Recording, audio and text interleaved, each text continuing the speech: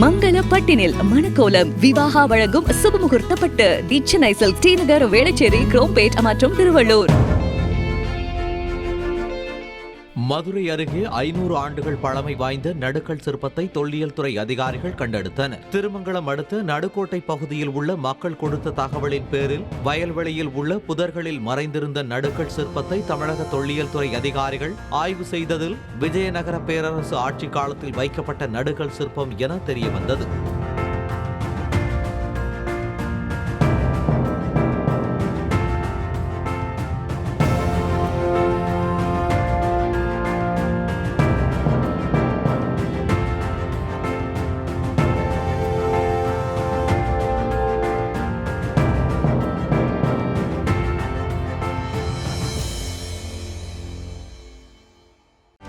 செய்திகளை உடனுக்குடனும் துல்லியமாகவும் தெரிந்து கொள்ள சப்ஸ்கிரைப் பண்ணுங்க.